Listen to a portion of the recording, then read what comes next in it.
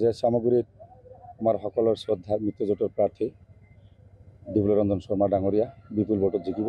ইতিমধ্যে ৰাইজে মেণ্ডেট দিছে বুলি অনুমান কৰা গৈছে। এইটোতো কংগ্ৰেছৰ পুৰণি বেমাৰ, কাৰণ যেতিয়া কংগ্ৰেছ হাৰে তেতিয়া EVM বেয়া, আৰু যেতিয়া কংগ্ৰেছ কোনোবা সমষ্টিত জিকে তেতিয়া ৰাইজক ধন্যবাদ দিয়ে।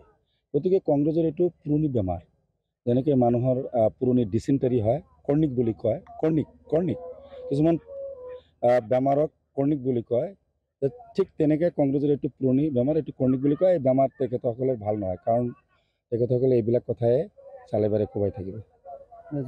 এই ক্ষেত্ৰত চাওক, মই 1 মিনিট কৈছোঁ। চাওক, বানপানীৰ সময়ত 10 লাখ ভোট লৈ জিকি যেতিয়া MP হ'ল, তাৰপিছত বানপানী হ'ল, কলা চশমা চকুত দি নাৱৰে উঠি ৰাইজক টাটা বাই বাই দি গ'ল, ৰাইজৰ লগত সহযোগ নকৰিলে। গতিকে তেখেতৰ মুখত আৰু ৰাইজে কি আশা কৰিব? ৰাইজে তেতিয়া তেখেতক বেয়াই পাইছে, সকলোৱে জানে। তো তেখেত 5 লাখ টকাৰ এটা কাম চিৰাকুটিত উদ্বোধনী কৰিছে।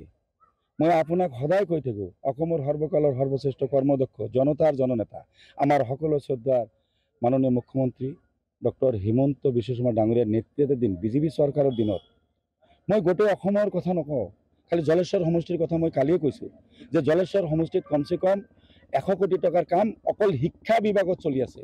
উদাহৰণ মই আপোনাক দি দিছোঁ।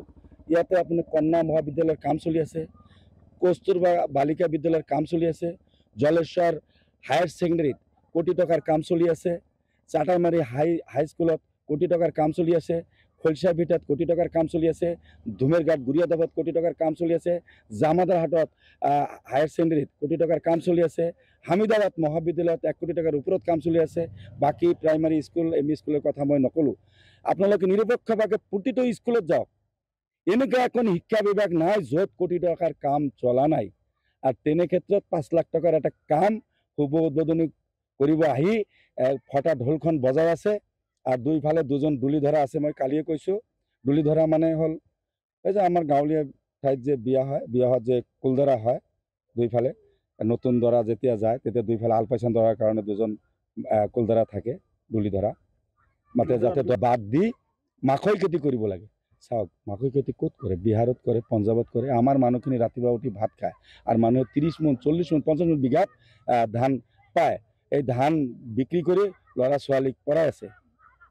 এই ক্ষেত্ৰত ৰাইজৰ মানে মুছলমান মানুহক কেনেকৈ ধ্বংস কৰিব পাৰি তাৰ পৰিকল্পনা ৰকিব হোসেন ডাঙৰীয়া এটা নতুন ফৰ্মুলা দি থৈ গ'ল। কি ফৰ্মুলা দিলে? যে আপোনালোকে ধান খেতি নকৰি আপোনালোকে মাকৈ খেতি কৰক, মাকৈ খেতি কৰিলে আয় হ'ব, আয় বৃদ্ধি হ'লে আপোনালোকে ল'ৰা ছোৱালী ডক্টৰ বনাব পাৰিব। মাননীয় মুখ্যমন্ত্ৰী ইতিমধ্যে কৈছে, আমাৰ যিবিলাক ল'ৰা ছোৱালী মাদ্ৰাছাত পঢ়ি আছে তেখেতে কৈছে যে আপোনালোকে আধুনিক শিক্ষাৰ লগত জড়িত হওক, আপোনালোকে ডক্টৰ ইঞ্জিনিয়াৰ হওক। আৰু ঠিক তেনেকৈ আমাৰ ডক্টৰ ইঞ্জিনিয়াৰ চৰাঞ্চলত হৈ আছে।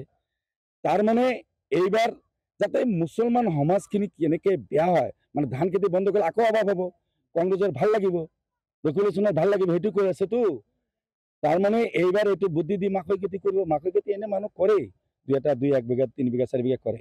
মাকৈ খেতি কৰাৰ পিছত ঠিক 1 বছৰ পিছত আহি ক'ব যে আপোনালোকে মাকৈ খেতি বাদ দিয়ক, এইটো বেছি আয় হ'ব কোনটো জানে? আপোনালোকে ভাং খেতি বা আফিং খেতি কৰক। মোৰতো সেনেকুৱাই অনুমান হৈছে ভাই। এইবিলাক অদ্ভুত কথা কিয় কথাবিলাক কয় মই বুজি নাপাওঁ। আচল কথা হ'ল চামগুৰিবাসীয়ে উচিত শিক্ষা এবাৰ দিছে বুলি সকলো ৰাইজে গম পাইছে, আপোনালোকেও গম পাইছে। গতিকে ভাৰসাম্যতা হেৰুৱাইছে, তেখেতৰ মানসিক মানে এতিয়া ঠিক নাই, ক'ত কি কয় তেখেত নিজেই নাজানে। গতিকে আৰু কি কয়।